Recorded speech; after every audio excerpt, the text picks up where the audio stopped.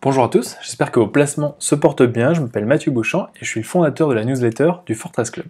Aujourd'hui, je voulais vous parler de Danone, qui est une valeur défensive de l'agroalimentaire et qui est pour moi une opportunité d'investissement intéressante pour des investisseurs de long terme. Si vous êtes si vous faites du trading et vous êtes davantage court terme, cette vidéo pourra vous aider à mieux cerner le dossier et peut-être mieux aussi saisir les raisons profondes qui peuvent amener le cours à varier, que vous allez peut-être voir varier par les graphiques ou par l'analyse des volumes. Donc un bref rappel sur ce que c'est Danone. Donc Danone, c'est le numéro 1 mondial des produits laitiers et des produits d'origine végétale. C'est le numéro 1 européen de la nutrition médicale, mais c'est surtout le numéro 2 mondial de la nutrition infantile et des eaux conditionnées. Le chiffre d'affaires par pôle, c'est 54% sur les produits laitiers et d'origine végétale, 31% sur la nutrition spécialisée et 15% pour sa division eau. L'autre petit point intéressant que dans cette présentation très synthétique de Danone, c'est la répartition du chiffre d'affaires et notamment les pays les plus importants. Et vous pouvez voir, la France, n'est pas le pays le plus important pour Danone, c'est les États-Unis en première position et la Chine en deuxième position. En Chine, il faut savoir, Danone, c'est un des leaders étrangers, parce qu'il y a des producteurs locaux, mais dans les marques étrangères, c'est un des leaders des laits infantiles, et qui est un domaine très important pour Danone et notamment en Chine. Le premier point que je voulais éclaircir avec vous, c'est l'importance des divisions les unes par rapport aux autres. Donc là, on peut voir que les produits laitiers et d'origine végétale représentent 54% du chiffre d'affaires. Et donc on pourrait se dire c'est la branche la plus importante pour Danone. En fait, c'est totalement faux et je vais vous montrer pourquoi. C'est la branche nutrition spécialisée qui compte en termes de bénéfices. Pour ça, il faut en fait regarder les bénéfices que produisent en fait chacune de ces divisions. Et là, vous pouvez regarder souvent dans les rapports annuels, il y a un peu plus de détails, il y a un peu plus d'informations, le résultat opérationnel courant. En anglais, on dit EBITDA souvent, et donc ça, c'est les bénéfices par division avant les frais qui sont généralement communs à toutes les divisions. Par exemple, un frais de siège, c'est pas spécifique à une division précise, c'est commun à toutes les divisions. Et donc là, c'est vraiment les résultats avant les frais communs à toutes les divisions. Et donc là, vous pouvez voir que la branche produits laitiers, eh ben en fait, elle a réalisé des bénéfices en 2019, je prends une année normale, hors Covid, de 1,3 milliard d'euros, mais c'est la branche nutrition spécialisée, qui représente que 31% du chiffre d'affaires, qui a réalisé près de 2 milliards de bénéfices. Donc c'est vraiment la division la plus importante, et la division eau, près de 600 millions d'euros. En pourcentage, je vous ai fait un petit schéma parce que c'était pas indiqué clairement, mais donc la division produits laitiers qui fait 54% du chiffre d'affaires, c'est en fait que 35% des bénéfices. Et inversement, la division nutrition spécialisée, qui représente 31% du chiffre d'affaires, c'est 50% des bénéfices. Et la branche eau, 15% du chiffre d'affaires, 15% des bénéfices. Le premier point que je voulais aborder ici, et en fait vous allez voir qu'on va parler beaucoup de ça aujourd'hui, c'est l'effondrement de la division eau. C'est la principale division qui a souffert en 2020. Et comme je le dis, c'est inutile de regarder le chiffre d'affaires, enfin c'est pas inutile, mais c'est toujours intéressant, mais ce qu'il faut regarder absolument, c'est les bénéfices. En fait, ce qu'on peut voir, c'est que c'est les bénéfices dans la division eau qui se sont le plus effondrés de toutes les divisions. La branche produits laitiers en 2020, ces bénéfices ont baissé que de 3,12%, donc c'est vraiment pas grand chose. La branche nutrition spécialisée, les bénéfices ont quand même chuté de moins 7,60%, donc c'est important, mais c'est pas non plus une baisse notamment énorme. En revanche, dans la division eau, les bénéfices ont chuté de moins 57, près de 58%. Donc c'est vraiment énorme, et c'est ici, en fait, c'est vraiment à cause de la division eau que les bénéfices de Danone ont chuté en 2020. Alors, le petit point que je voulais aborder tout de suite, c'est sur les résultats 2020. Alors, comme je vous l'ai dit, les trois branches principales, la première branche la plus importante, c'est la nutrition spécialisée, c'est en gros la branche nutrition infantile. Donc globalement, ça c'est une branche plutôt défensive en fait, parce qu'elle est défensive. Pourquoi ? C'est la nutrition pour bébés, et des bébés, globalement, il y en a tout le temps, même s'il y a plus de bébés en période de forte croissance économique, globalement, il y a eu toujours un peu des bébés, et en 2020, la crise a été tellement soudaine que les gens ne se sont pas arrêtés, n'ont pas annulé leur plan de faire un bébé. Ça peut-être d'ailleurs plus se connaître maintenant qu'en 2020. Donc en 2020, c'était une année plutôt normale, je pense, niveau naissance, et donc, il y a eu toujours autant besoin de produits de nutrition spécialisée, surtout de la nutrition infantile, et vous pouvez voir que les ventes dans cette division n'ont baissé que de 1%. Il y a eu un petit point quand même négatif dans cette division. Vous allez voir ici, les ventes, le pays qui est le plus important, donc c'est la Chine, les ventes en Chine sont restées très, très bonnes, très fortes.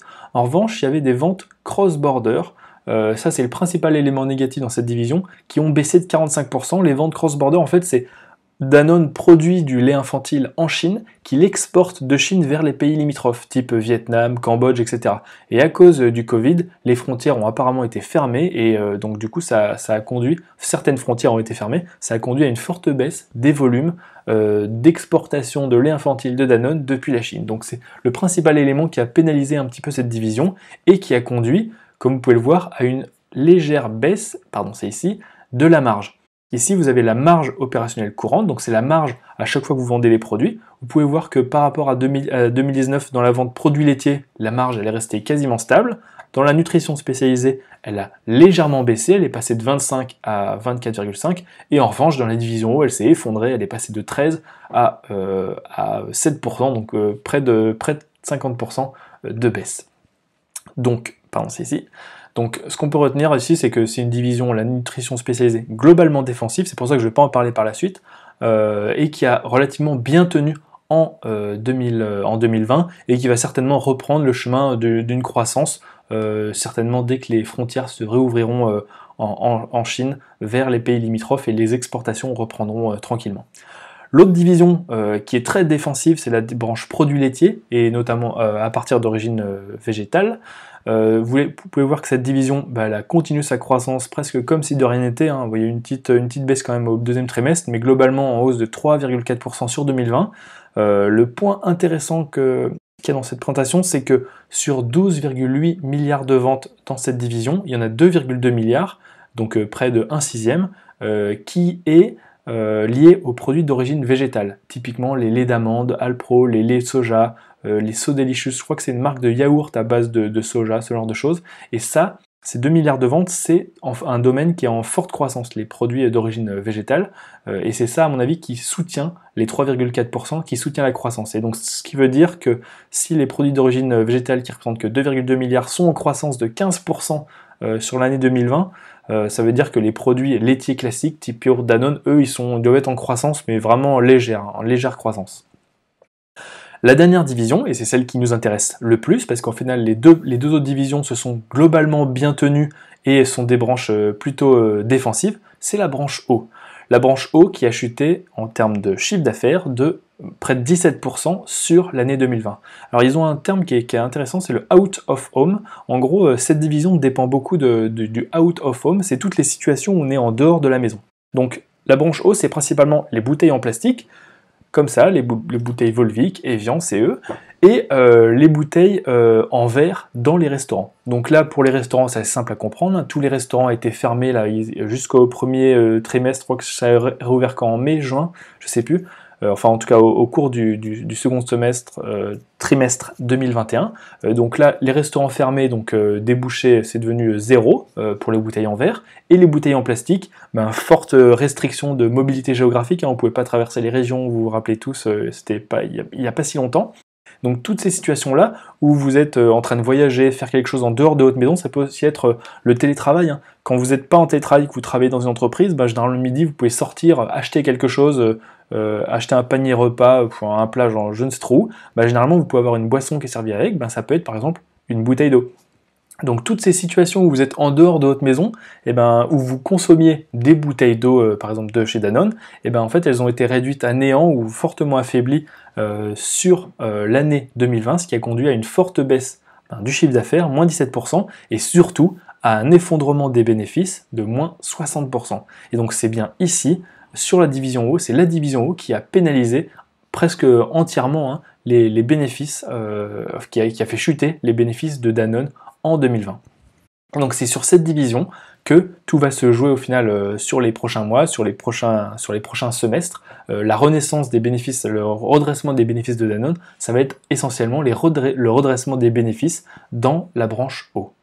Les prochains résultats du groupe, au passage, c'est le 29 juillet, donc c'est dans quelques jours. Ce sera les résultats du S1, et ça va être intéressant de voir l'amélioration de la branche eau, parce que les restaurants en France ont réouvert. Alors je pense que c'est au niveau européen, et puis même Evian, Danone, Evian, Volvic, etc. C'est des petites bouteilles d'eau qu'on retrouve dans tous les aéroports et aussi un peu dans le monde entier. Donc en fait, ça dépend globalement du voyage, ça dépend pas que de la France, mais déjà en France, en fait, comme il y a eu la réouverture des restaurants, je connais pas la situation pays par pays en Europe, mais il y a eu globalement une réouverture, on devrait peut-être voir un frémissement d'amélioration dans cette division. Sur le premier trimestre 2020, désolé, je fais un petit comeback, on avait eu globalement une reprise de la croissance dans les deux autres divisions, mais c'est principalement la division eau qui m'intéresse. On avait eu une poursuite de la baisse, toujours moins 11,6% par rapport au premier trimestre 2020 qui était lui-même en baisse. Donc ça veut dire que la baisse elle a continué, et ça c'est toujours au premier trimestre 2021, il y avait toujours la fermeture des restaurants et toujours des fortes restrictions de mobilité géographique. Donc voilà, comme je vous l'ai dit, ça va être un élément intéressant à surveiller pour les résultats du deuxième trimestre. Est-ce que dans cette branche ça a commencé de s'améliorer? Ce serait en fait un bon signe pour la suite. Alors, globalement, c'est toutes ces raisons qui ont conduit le cours de bourse à être très malmené. Et c'est ce qui m'intéresse en fait. Ce qui m'intéresse, c'est que l'entreprise est plutôt au fond du trou d'un point de vue boursier. Alors, elle n'est pas au plus bas qu'elle a été en 2020. Elle a touché, je vois, les 47 euros en octobre 2020, et au plus bas en mars, elle était proche des 53, elle est à 59, donc elle a légèrement remonté, mais pas trop, hein. Elle cotait avant dans les 75 euros, bon elle était montée à 80, mais globalement vous pouvez voir que historiquement elle a toujours été pas loin des 70, 65, c'est vraiment le cours de bourse cible. La moyenne, on va dire, des cours historiques, c'était plutôt au niveau des 70 euros. Et globalement, ça a conduit la valorisation à être plutôt basse par rapport à sa valorisation passée. Enfin, même si actuellement sa valorisation elle est élevée parce que ses bénéfices se sont effondrés, sa valorisation future, elle est pas très élevée.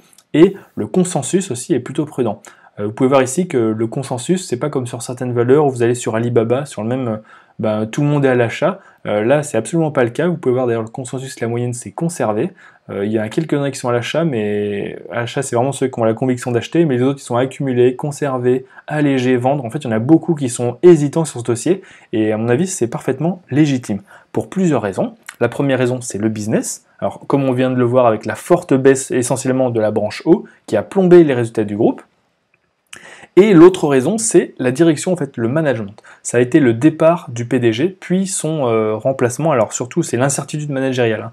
Emmanuel Faber, qui a été PDG pendant plusieurs années de Renault, il a été licencié, apparemment, pour son manque de performance, et aussi pour...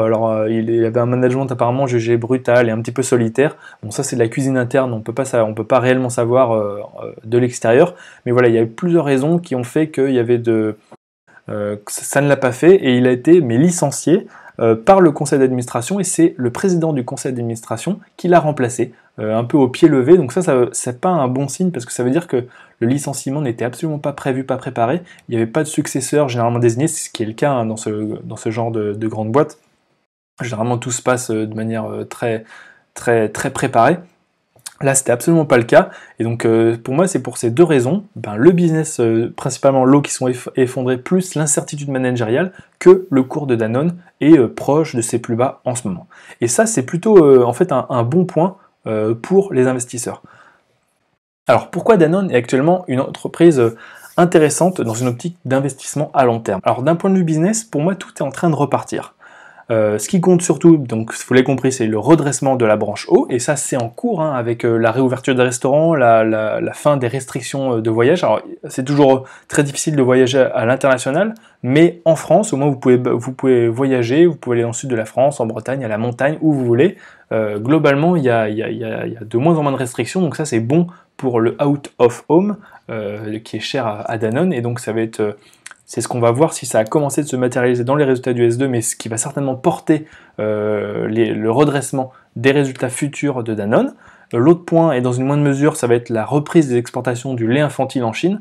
Je suppose que les restrictions douanières vont un peu s'estomper dans ces pays-là, parce que la crise, elle va un peu ralentir avec la hausse de la vaccination un peu partout. Et donc, le lait infantile qui est produit en Chine et exporté dans les pays limitrophes va certainement reprendre. Donc, là, c'est aussi un petit élément, mais je considère ça plus comme une cerise sur le gâteau qui va soutenir les bénéfices de la division nutrition spécialisée.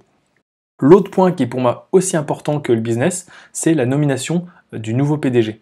Alors le nouveau PDG, vous allez voir, c'est Antoine de Saint-Affrique, il a été nommé tout récemment, c'est lui, voilà, c'est l'ancien PDG de Barry Callebaut. Alors Barry Callebaut, si vous ne connaissez pas, voilà, c'est un fabricant belgo-suisse, c'est coté en bourse de chocolat. Et moi en fait ce que j'aime bien regarder quand je connais pas spécialement l'entreprise et je connais pas spécialement le PDG, j'aime bien regarder le cours de bourse parce qu'au moins ça c'est c'est la conclusion de son travail. Et le PDG là, Antoine Saint-Affrique, il est arrivé en 2015 et globalement ce qu'on peut voir c'est que sur sa période ici de direction, le cours a plus que doublé. Donc sans le connaître, sans connaître vraiment l'entreprise, je pense pas que l'entreprise a connu, je sais pas, il n'y a pas eu une spéculation sur le chocolat sur les 5 dernières années, sinon vous me le mettez en commentaire. Mais en tout cas, là, moi, ce que j'en tire comme conclusion rapide, c'est que visiblement, sans le connaître, il a dû faire le taf. Il doit pas être mauvais. On peut pas savoir s'il est bon, mais je pense qu'il a quand même un cursus. Il est passé, en fait, il a fait de nombreuses années chez Unilever. Il a passé par toutes les directions de chez Unilever avant de prendre la direction de Barry Callebaut en 2015. Et chez Barry Callebaut, visiblement, il a fait le travail. Hein. Le cours de bourse a plus que doublé. Donc, moi, j'ai un a priori très positif sur le nouveau PDG. Et ça, souvent, c'est un point qui est très important quand une entreprise, elle est au fond du trou. Surtout, elle est au fond du trou d'un point de vue business et en plus, il y a un problème de management et le management change. Et en fait, quand un nouveau PDG arrive, ça accompagne la renaissance des bénéfices et en gros la renaissance auprès des investisseurs. C'est un petit peu comme Air France qui avait eu Ben Smith. Alors évidemment, ils se sont tapés le Covid, c'était pas leur faute. Mais avant Air France, c'était une entreprise qui était souvent mal gérée, il y avait souvent des problèmes de direction. Ben Smith, il était arrivé et Air France, avant le Covid, était en pleine renaissance parce que le nouveau PDG est arrivé à faire plein de choses que tous les autres prédécesseurs n'avaient pas fait. Et ben là, pour une première fois, Danone va être dirigé par quelqu'un qui n'est pas de la maison, parce qu'en fait, Danone avant été dirigé par Franck Ribot, puis par Emmanuel Faber, qui a fait presque toute sa carrière chez Danone. Et ben pour la première fois, là, va y avoir un nouveau PDG qui va avoir certainement un nouveau regard sur toutes les divisions de Danone, et qui visiblement, comme vous pouvez le voir sur le cours de Barry Callebaut, fait bien le boulot.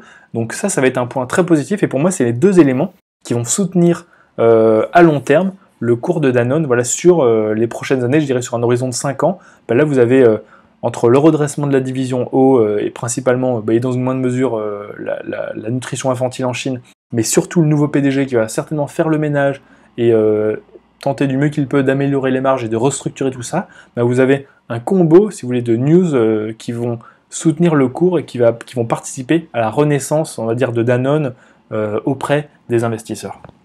Alors, si je devais résumer, Danone, c'est une entreprise qui va avoir sur les 2 prochaines années beaucoup de news flow positifs. Le premier, c'est évidemment le redressement de l'ensemble du business, et surtout de la branche eau.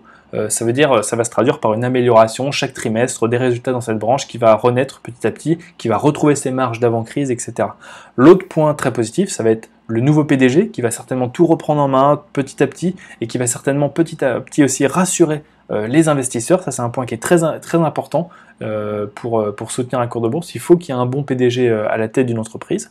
Et dans le sillage du redressement du business et du nouveau PDG, ça va être à mon avis les analystes qui vont petit à petit repasser à l'achat et le consensus qui vont devenir de plus en plus positifs et confiants dans leurs prévisions. Et c'est ça qui motivera les investisseurs petit à petit. C'est ces 3 éléments qui motiveront les investisseurs de revenir sur Danone et donc du coup certainement qui participeront à la hausse du cours de bourse de Danone sur les prochaines années.